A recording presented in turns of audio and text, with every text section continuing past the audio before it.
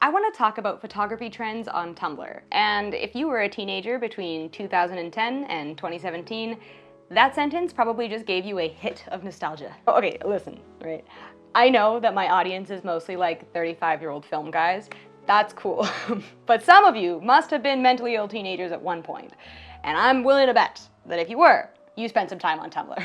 Tumblr occupies a unique space in photography. By and large, the platform is about images, but it's not really a place for photographers, it's a place for curators. It is one large, ongoing act of collage, where blog creators, curators, spend their time snipping bits and pieces from different scenes, outfits, media, lives, and present them together to create an aesthetic. These aesthetics are aspirational, romantic, even when they depict things that probably shouldn't be. They aestheticize student life, travel, friendship, melancholy, illness, and addiction. Everything is fair game on a Tumblr blog. The photographs on these blogs serve a very specific and unique purpose. And this purpose is so characteristic of Tumblr that I would argue it represents an entirely distinct genre of photography. That's the thesis of this video. Unlike many other genres of photography, where we're encouraged to tell stories through our photographs, to present a complete picture, a subject, background, composition, photographs that do well on Tumblr are made to be fragments, a texture, an object,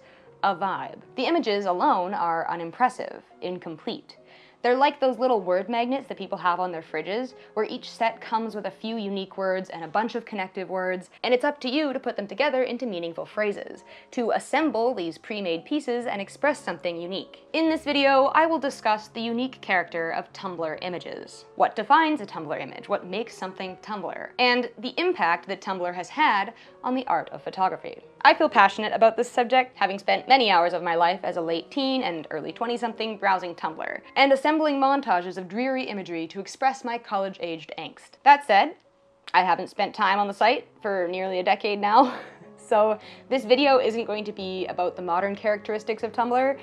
I'm not familiar enough with it to speak on that. Rather, it's going to be about the legacy of the site, what it was in its heyday and mostly still is, and how its heyday has impacted a generation of photographers. It's always fun to take a trip down memory lane, and even though this particular lane is probably bad for our collective mental health, let's do it anyway. But first, I've got my first video sponsor.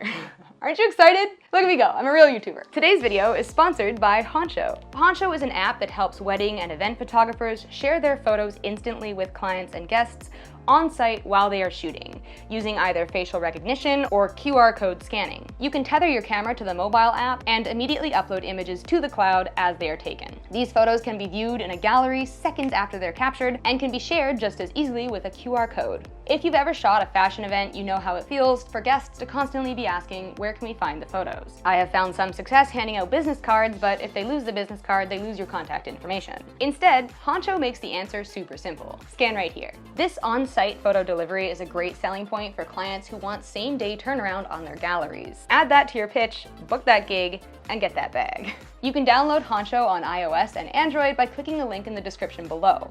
Use promo code YHanson for 15% off the first month's subscription. Another huge thank you to Honcho for sponsoring today's video and for providing a much-needed service to photographers of all kinds. Now, let's jump into the first section of today's video, where we will attempt to define the Tumblr image. Throughout this video, I'm going to be referring to the concept of a Tumblr image. Imagine that this is capitalized with a little TM symbol at the end. It is a complete concept, and not every image on Tumblr is a Tumblr image, TM. I'll go over 2 diagnostic criteria for the Tumblr image, but first, let's play a game. If you spent any time on Tumblr, this game will be pretty easy. I'm going to show you a series of images, and you have to tell me which ones are Instagram and which ones are Tumblr. Now, you can find both sets of images on both platforms, but one set is Tumblr and one set is Instagram, and if you know what I mean, you know what I mean. There's no tricks here, so go off vibes and style alone, okay? Answers at the end. Ready? Go.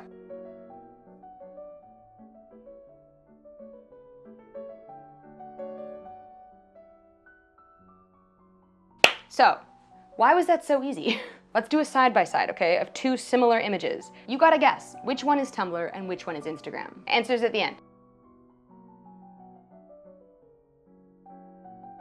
You can always tell. right? Tumblr images are such a well-defined genre of photography that they are instantly recognizable. Tumblr created a new and distinct genre of photography, and I think that's pretty cool. But what on earth do these two images have in common? How can we tell that they both belong on Tumblr? Imagine trying to train an AI on this when this is the data set. But chronically online individuals can sort these no problem. Put this in a CAPTCHA, and I will prove to you that I am not a robot. After carefully examining the data, I have determined that there are in fact two distinct defining principles of the Tumblr image. Firstly, a Tumblr image is non-documentary. It does not depict a specific person, place, or event. Images of celebrities or historical landmarks are not Tumblr images. Images of landscapes or locations with too much contextual detail are not Tumblr images. If I can tell where this image was taken, it's not a Tumblr image. An image of a waterfall could be Tumblr, but if I can tell you which waterfall it is, save it for Instagram. Images of aesthetic brunch can be Tumblr, but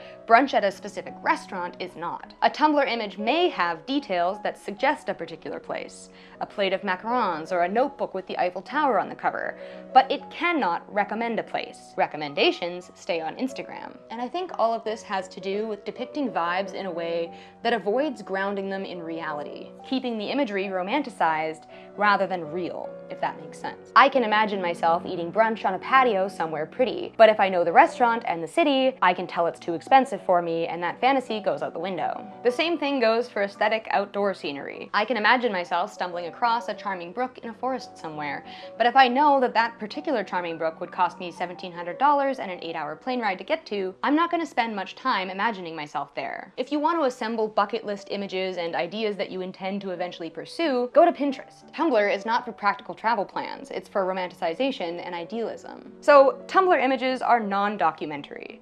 They are also incomplete. This is the second defining principle and probably the more important characteristic. In photography, we're told to tell stories through our photographs, to think of a narrative, to be thoughtful about elements like background, foreground, subject, and composition. And we can think of these elements as parts of a sentence, right? A complete sentence must have a subject and a predicate at least. And good, robust, colorful sentences have verbs, clauses, adjectives, objects, all kinds of contributing components. A complete photograph should also have a subject and a predicate. It says something about the subject. And more robust photographs have many components. They've got background, foregrounds, contrast, perspective, etc. that work together to convey a thought, feeling, or action, just like you would use words in a sentence. A Tumblr image does not do that. There is no subject-predicate relationship. It may have an incomplete subject, a thin wrist, hand, set of legs that allows the viewer to insert an idealized version of themselves into the scene, to imagine how it would feel to be attached to that thin hand clutching that aesthetic cappuccino. But often there's no subject at all. It is just a texture or a snippet of scenery, a piece whose value is more abstract than concrete. This is interesting when contrasted against Instagram photography, where you usually have a complete subject and predicate and many more of these grammatical components. An influencer sunbathing on the beach, enjoying a nice meal, looking out a window at a beautiful view. You don't really see that kind of influencer-focused imagery on Tumblr. You don't really see people's faces in Tumblr images. You might see the back of a head, the nape of the neck, a fragment of body, but never the whole face. Never something that could rule the viewer out of the scene entirely. Say, this was not you on the beach, this was someone else. So let's come back to my word magnets theory here, these things. No one would buy a set of these that comes with complete sentences already assembled. It wouldn't be any fun to arrange them on a fridge, and you'd be really limited in the number of configurations that would make sense. Photographs that say too much, that present too complete of a picture, are like full sentences, and are doomed to fail on Tumblr for the same reason. The best Tumblr image is a single word that can be used in many different sentences, incorporated, contextualized, and shaped by the curator. So here is a great one-word photograph on Tumblr. And you've seen this photo before. You've seen 1,000 iterations of this photo, because it is such a good example of the one-word image. You can surround it with a bunch of other images and completely recontextualize it. So you've got a thin wrist holding a cappuccino, and then you've got a plate of macarons, and you've got the aesthetic sunset in a European city, and the street-side florist, and all of these images together express the feeling of a sunny evening at a Parisian cafe. But take those words apart, pair them with different words, and you have a different picture. Take the the thin wrist with the cappuccino, an aesthetic notebook, a messy bun, and now you've got a study blur inspo set. Or take the thin wrist with the cappuccino, words written on cigarettes, graffiti on a wall, matching combat boots, and now you've got a grungy self-sabotage aesthetic. This flexibility is the purpose of the Tumblr image. And because flexibility is the most important function, the image on its own might be kind of bad and still do well. If you took any one of these images out of the context of the rest of the blog or mood board, they're kind of boring, right? Like, taken with an unskilled hand, at least, or amateur equipment, I might fire off a half dozen of these if I was trying to burn frames at the end of a roll, but I usually wouldn't even bother editing them, and I certainly wouldn't post them anywhere. As a photographer, looking through photographers' eyes, I don't see a lot of value in these images. Looking at them, I'm kind of tilting my head thinking, really? This? But Tumblr is not for photographers. It's not for the photographer's eye. It's a space for curators. And clearly the curators see value in these images, and so they thrive. This is pretty interesting, I think. The fact that this is a style of photography that kind of subverts the purpose of the art of photography. Like, photography was invented as a documentary tool used to tell us something about the world, and Tumblr photography specifically does not do that. Our goals and aspirations as photographers are at odds with the purpose of Tumblr images. If the photo is too posed, too curated, too high fidelity, too intentional on the part of the photographer, it suffers on Tumblr. And so large swaths of the photos that fall into this Tumblr-specific genre of photography are held in poor esteem by proper photographers. And many of the photographers who create this style of photograph are called amateur photographers, the implication being that they would one day blossom into proper photographers who tell complete stories through their images and think about those colorful grammatical components. But has that really been the case? Well, put a pin in that because I'm going to talk about it in the last section. But first, now that we've discussed the fundamental traits of the Tumblr image, I want to talk about some of the tropes. Which types of images are most common, and why? A lot of the tropes in Tumblr images stem from aesthetics and photo editing styles that were popular in 2014.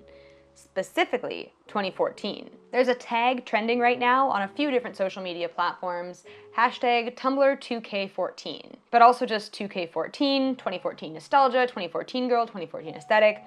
This particular year represents what we can call peak Tumblr. And I think it's safe to say that this was the year that the site had the most clearly defined aesthetic.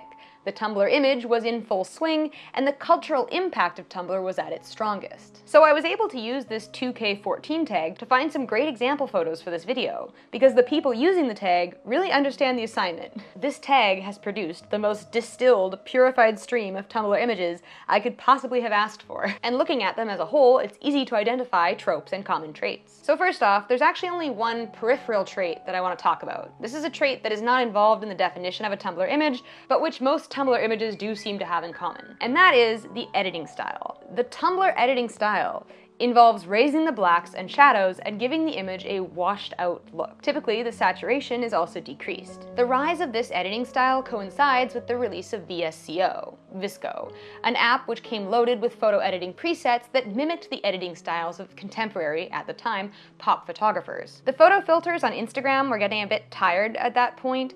People were moving on visually from the likes of Lomo and Hoga, which upped the saturation and crushed shadows. VSCO's 2014 lineup of presets felt very clean and modern by comparison, which is funny because now they all look very 2014.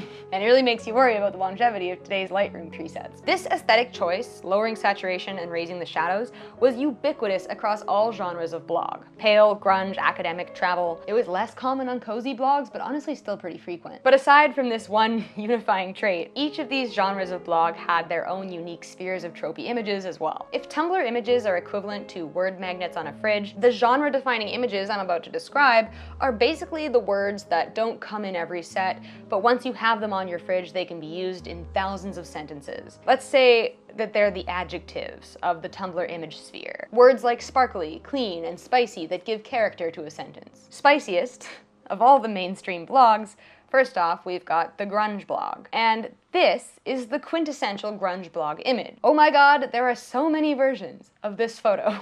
Like, so many. This image, I think, perfectly captures the contrast between the hardcore exterior and soft, fragile interior of the grunge blogger. And maybe that's a great theme for the other images on grunge blogs as well. There's a whole slew of images depicting fragments of self-sabotaging behavior. Slogans written on cigarettes or other objects, thin hands holding cigarettes, hot white girls smoking cigarettes, the thigh gap pose, graffiti, black notebooks, Instax photos. Although those last two, Instax photos and black notebooks, are also pretty common on pale blogs. There's a lot of overlap between these two genres. Pale blogs are less about people than grunge blogs and more about environments. There's less overt reference to mental illness and more subtle nods to a discomfort with reality. We see lots of liminal spaces and blank scenery. And I think the quintessential pale blog image is a sunset with clouds. Tell me I'm wrong. Back in the heyday, you would see a lot of galaxy-themed imagery as well.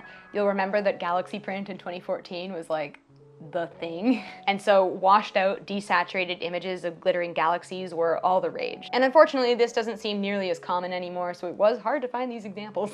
But there's still plenty of glitter, cutesy outfits, open books, and mugs of coffee featured on these pale blogs. Mugs of coffee might be one of the most common images across all blog types, to be honest. This image is really ubiquitous, and it appears frequently on study blogs. Over on Study Blur, we've got open notebooks, aesthetic stationery, places to sit, stacks of books, nice notes, cute meals, and math books. And some of this also overlaps with cozy blogs, where we find autumnal scenery, warm windows, baked goods, cable knit sweaters, pumpkins, novels, candles, and tea. Something I want to point out about all of these tropey blog-defining images is that they are very accessible to capture. You don't need a drone or an expensive lens or a Photoshop subscription to snap one of these iconic shots. You just need an innate grasp of what makes a Tumblr image work.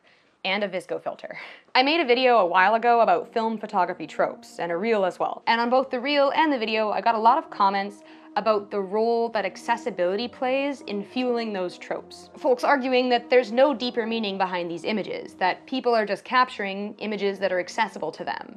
And if it's something they've already seen online many times, all the better. You're just taking a picture of your hand holding a cup of coffee because your hand holds a cup of coffee frequently and it makes sense to take a picture of something that you see very often. People are just lazy and uncreative, and that's why they capture tropey images instead of creating something new. But I don't 100% buy that, right? Like, yes, accessibility is what makes these tropes possible. I can participate in these tropes because I do have a hand that may hold coffee and I do have an open notebook. And certainly at some point these images can be called uncreative, but why these objects, these tropes, rather than other equally accessible subject matter, like dogs, flowers, birds, trees, cars, sidewalks? All of these things are equally available for most people on Tumblr to photograph, and yet they don't populate nearly every blog on the site. In my film photography tropes video, I talked about a whole other set of tropes, like pool ladders and basketball hoops and classic cars. Those aren't things that we see tropey on Tumblr, even though they're just as accessible to Tumblr users as they are to film photographers. What I'm trying to say, I guess, is there is an underlying aesthetic reasoning behind these specific tropes. And they say a lot about the culture on Tumblr, about the human condition that produces that culture, specifically the relationship between youth and mental health, I think. And I think there's a lot of learning that we can do by looking at these tropes that would be missed should we dismiss them as the products of laziness and uncreativity. Anyway, I have 2 more sections here, and the next one is quite short. I want to talk about the ultimate origin of the Tumblr image, We Heart It. If you spent a lot of time on Tumblr, you probably noticed that an awful lot of the most aesthetic posts you reblogged said source We Heart It at the bottom. I never investigated this at the time. I assumed that We Heart It was some kind of content farm, and now it's defunct, which is too bad because I can't go on and experience it for myself. But essentially, We Heart It was a proto-version of Tumblr and Pinterest. It allowed users to scroll through images and heart the ones that they liked, which would then save them to their profile. There was no comment section, so no potential for negative commentary. Unlike Tumblr and Pinterest, which both encourage users to interact with each other and create communities, We Heart It focused more on individual expression and personal curation. Perusing this website was a solitary activity. We Heart It also allowed users to organize their images into collections, whereas on Tumblr, you would need to have different blogs for different themes and aesthetics, and most people only curated 1 or 2. This collections feature on We Heart It meant that users could participate in sorting images into many categories, thereby playing a role in the development of distinct image image spheres. Once the images were sorted into categories by YHanson users, they would be picked up on Tumblr and posted to relevant themed blogs. This multi-step, multi-user sorting process explains a bit about how we got such distilled, defined aesthetics on Tumblr. Aesthetics that still very much impact us in the present day. So, final section, let's talk about that. The impact of the Tumblr image and related image spheres on modern photography. So, raise your hand if you posted your first attempts at photography on Tumblr. Not me, I was a DeviantArt guy. But I posted my second attempts at photography on Tumblr. I never quite broke through, though, because I didn't really get it at the time. I never made a mood board with my images, I just posted them individually with an overly thought out description. None of my images were Tumblr images. I didn't get that concept. They were Instagram images with VSCO filters on them. Visually Tumblr, but not culturally Tumblr. Tumblr was a unique space where the technical skill of an image didn't matter. It created a space where amateur photographers could flourish so long as they had a keen grasp of the cultural zeitgeist. I think this is one of the enduring legacies of Tumblr. A cohort of photographers trained to sniff out cultural elements like trends, tropes, and categories, and prioritize them above structural elements like composition, contrast, and perspective. If you have a solid grasp of the culture, you have a good idea of how to disrupt it, to use themes and iconography in new and subversive ways. You can say something new using fragments of the old. And this is a way of approaching the art of photography from behind, kind of, starting from the conceptual and developing skill around it, which is perhaps not a new path through the art, but certainly the less traveled by. Tumblr users developed an understanding of the language of a particular aesthetic and used those words to express something beyond it. I recognize traces of this method in a lot of contemporary photography. The emphasis on fragments and impressions, lack of subject, textures, and nostalgia. There is this intentional departure from complete sentences that we see from many modern photographers, to the point where photography that does tell a complete story sometimes feels tacky. I should spend more time explaining that thought, but this video is already really long, so do with it what you will. Looking at modern image trends, I think it's safe to say that impressionistic movements, like the blurry photo trend, can be directly linked back to Tumblr in some way. The idea of capturing a vibe rather than the scene. And maybe even the revival of film photography owes a little bit of itself to Tumblr. After all, the imperfect rendering of detail, soft colors, tinted shadows, and lomographic qualities of the point-and-shoot all strike some of the same chords as Tumblr images. You might think that it's a bit ridiculous to assign so much influence to Tumblr, but I stand by it, right? Like, Tumblr impacted the developing minds of an entire generation of photographers, and it's a worthwhile exercise to interpret how that influence shines through in the work those photographers are producing today. I mean, personally, you can see elements of Tumblrism in a lot of my photography, especially my film photography. I would love to go on and on about this. I really wish that I'd saved more time for this section at the end, but this video is already long enough and I have made my key points, I think. Y'all can take it from here in the comment section below. So that wraps up today's video. Thank you guys so much for watching. I hope it was interesting. I hope it was enjoyable. Thank you guys so much for waiting. I know I've been teasing this video for like months. If you liked this video, you can leave a like. You can subscribe to my channel.